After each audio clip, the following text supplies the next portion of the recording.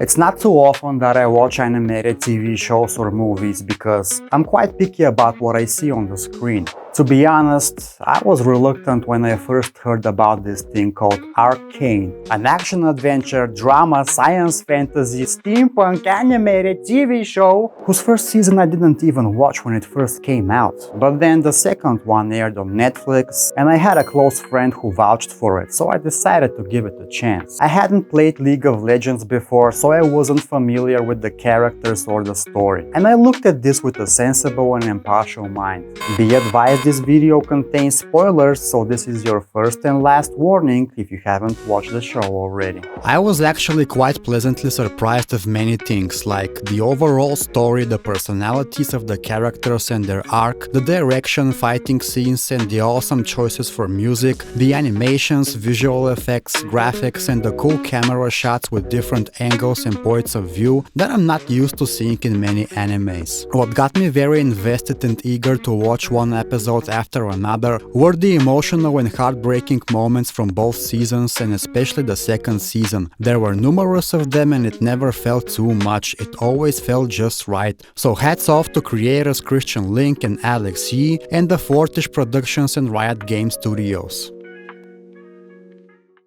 The two main characters of Arcane are Jinx and Violet, sisters with polarizing personalities, behavior and looks. Their relationship fell off in the beginning of the first season when Jinx, then known as Powder, was still pretty much a kid. Her big sister decided to leave her behind, though she wanted to get back to her straight after she walked away, after Powder accidentally caused a chain of events that led to the death of their adoptive father Vander and their friends by using her explosives she had been developing. We wanted to help. Please. I told you to stay away! Because you're a Jinx! I need you, please! And around 7 years later, they're fighting on the opposite sides, with Powder, now known as Jinx, siding with Silco, the dark figure running things around the underground city of Zone, who pretty much manipulated and emotionally wrecked Powder, decided to become her new adoptive dad, plus he saw a potential in her for destruction. And Violet, though being raised in Zone, joined Piltover's militia as she hated Silco for being responsible for Vander's demise and wanted to stop him. The two sisters were so different from each other that I decided to make a comparison of their skills, abilities and psyche to maybe decide who's more powerful and well-rounded. I'll be comparing them by specific qualities and see who gets more points in the end. Ready? Let's go! Strength. Take a look at how both characters' physique is built. Jinx's body is, let's say, normal sized. You look at her and you see a cool chick, right? But she is far stronger than any regular woman her size because of her shimmer effect she switches to when she's serious about hurting someone and her inner demons start taking over. Everyone shut up! I need to think. You hear that?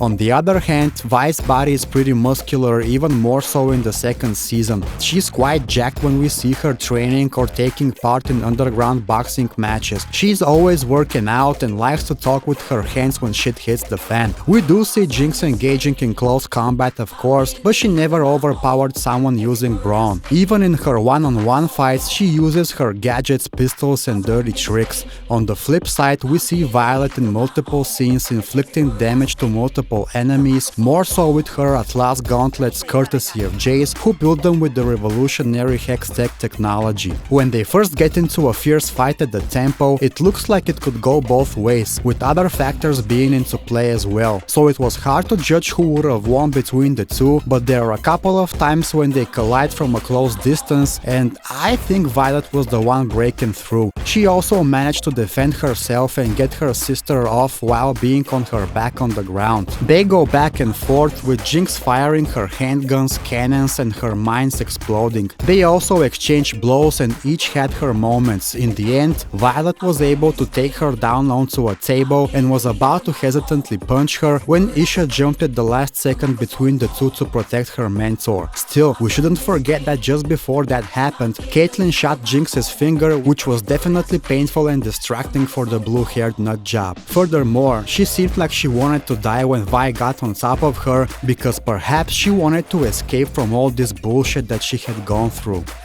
Go on. I'm ready. I'm glad it's you. had to be you. They also get into a quick but not serious brawl later on when they're looking for the Warwick Beast, a rabid and powerful creature that turned out to be Vander, or what was left of him after he died and Zinged the Alchemist, or Singed, or however the you pronounce his name, experimented on him. Although Violet didn't even realize how fast her sister got close and slapped her and then misses with a hook and gets taken down, she gets a reverse, and at least to me, it seems like again she's the one being able to have more ground control when she's on top. So, who gets this one? Well, looking at their body composition, looking at the fights between the two and their fights with other opponents, I have to give this one to Violet. The girl is just built for close combat and doing damage. I know some of you would agree, some of you won't, but that's just my opinion. Spin. This isn't a big question for debate. Violet has demonstrated she can move quickly when she free runs, and I must say that in hand-to-hand fighting, Vi often seems quick in her dodges, was able to avoid attacks in many occasions, and sometimes hits with serious explosiveness. But she ends up receiving a lot more damage than Jinx. Her sister, on the other hand, was able to dodge with incredible reflexes, sometimes without even looking. There were times when Violet takes a swing at her and Jinx was able to evade the punch. We also see her super speed in other fights as well, and sometimes she even smiles when she attacks or dodges, making it look easy. It's not to say she was always able to evade being hit, far from it, but hands down the speed point goes to Jinx. Dexterity and accuracy. Violet's dexterity and accuracy with her fists and legs are pretty good when she kickboxes. She's able to demonstrate this throughout the whole show, even against much larger opponents. However, that's just when she kickboxes. Her overall dexterity isn't that notable throughout the seasons. She also has quite some hit misses, specifically when she's too angry, and she doesn't tend to use any gadgets or firearms. Jinx, on the other side, is quite the opposite. She's been constructing explosives, bombs and rocket guns since she was a kid, so her dexterity is on another level and she's able to use her hands for much more than just punching. Shooting with small and big guns from closer or larger distances has been a staple in her methods. Her shooting accuracy is also very impressive, but so is the one for landing punches, all the more when she uses her super speed. Taking all that into an account, there's just no other choice but to give dexterity and accuracy to Jinx. Durability and stamina. I think Jinx has been able to show good conditioning when she's enraged. Her hard-coded Shimmer Boost gives her a deep tap into the dark side.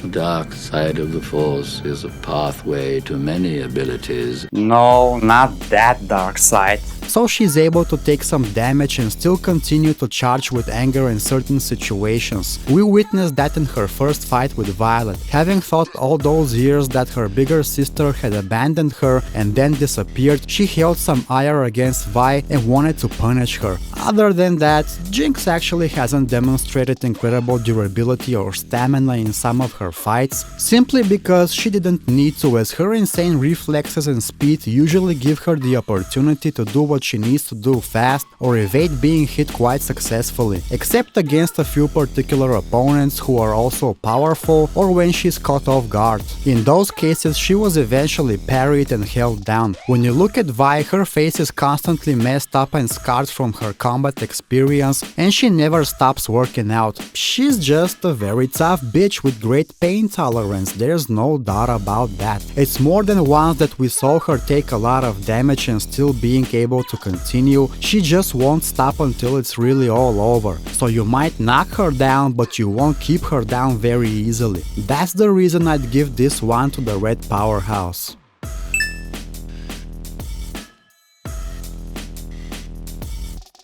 Emotional stability. I'm not sure that the word stability is the right one to use when I talk about the mental and emotional state of these two, but anyway, we know that both of them have been holding on to a lot of pain, regret and loss, and it all started when their parents died during Zone's rebellion against Piltover, organized by Vander and Silco. Furthermore, when Jinx was still Powder, she had nothing but good intentions and always wanted to help, but always made things worse in every situation, which made her her very insecure. She wanted to save her adoptive father, friends and sister, but she actually caused the end of everyone except Vi, and right after that incident, Violet was so mad and disappointed at her that she abandoned her. Again, she wanted to go back for her, but got detained. This was the final straw, and in that moment, Powder was truly broken and developed her full abandonment issues, guilt and PTSD, which probably resulted in her psychosis, as she has been hearing voices talking and instigating her to do foul shit. Plus, she was molded by Silco to leave her guilt behind and not hold back to become the formidable force she became in time. As a result, she hides her trauma under her erratic, sassy and hyperactive behavior and never cares who she hurts as long as she gets what she wants. She has been holding grudge against Vi for abandoning her, but she also got overwhelmed when they finally meet again. Violet was also traumatized by their parents' death, but had to be strong for her little sister. She too was devastated the night Vander and their friends died and felt guilt and hatred towards herself for abandoning Powder. She carried those feelings with her in prison, one of the worst places to be alone with such feelings. Vi was able to work through some of that pain with her workouts and prison fights, cause you know, punching something or someone makes you feel better. After her clash with Jinx at the temple and her breakup with Caitlyn, the drama is too much for her and she succumbs to alcohol addiction and brutal underground boxing matches. She loses grip on reality and constantly has flashbacks on her sister or Caitlyn. And actually, it's Jinx that comes to her to offer peace and tells her that Vander may be alive, so they go on a quest to find the Warwick creature. So, when you think about it, both of them have issues and trauma, but I think Violet's ability to process those emotions and move on is a bit better. Plus, she definitely is the more disciplined of the two, so she left me with the impression of having a more resilient mind. At some point, Jinx accepted what she is, but she doesn't have that ability to move on. Plus, besides her sister, everyone else close to her ultimately died, including Isha, so her depression got deeper and made her more and more suicidal. There's no good version of me. What are you gonna do? Break the cycle. Jinx! As stated earlier, we saw a couple of times when she didn't care if she died and even tried to commit suicide, and she would have done it if Echo hadn't talked her out of it. In a nutshell, both characters have that craziness in their own way, but overall, Violet definitely seems to have better emotional stability and control. Intelligence and tactics. Both Jinx and Vi are intelligent, no question about that. Violet knows how to lead a group to its ultimate target, even though she lacks diplomacy sometimes. She also demonstrates good tactics, for example when she suggests to Jace they shut down Silco's manufacturing facilities of Shimmer so his people would eventually turn on him, and suggests how to draw Silco out so they can arrest him. She demonstrates vigilance before the first attack on Piltover by spotting suspicious figures in the crowd, and is able to think of a quick way to stand any chance against those units in the war costumes. But despite that, she still likes talking with her fists a bit too often and is a hothead tortured by her own drama and regret. In most cases, she prefers to charge on rather than think of a more intricate scheme, and that makes her more or less predictable. She sometimes doesn't see the bigger picture. On the flip side, Jinx has been creating inventions since she was a child. She was also able to learn how to use the gemstone and reverse-engineered Hextech for her own purposes.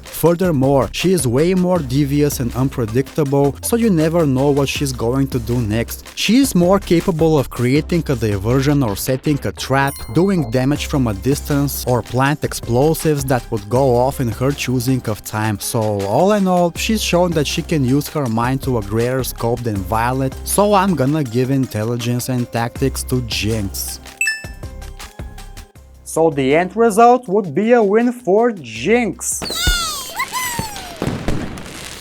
But hold on a minute, Although Jinx wins this by score, my final verdict will not be entirely based on who got more points in terms of specific qualities. Although Jinx has a higher score number and she is indeed the better well-rounder, I actually think that if they got into a fight to the death, both in best shape and all geared up without any other interferences, I think Vi's raw power and tenacity would ultimately let her get a slight edge if she is able to keep the distance between the two short. So my hypothetical choice for this duel of fates... No, not this one, would be Violet. Despite that, we have to remember one thing. Although they fought in a moment of anger and frustration and each made a few moves with fatal intentions, they would forgive one another as they have and would ultimately always protect each other. Sibling love. So that's it for this episode. I'd be curious to know about your verdict on this matter, so drop a comment below and let's talk about it. Until next time, and take care.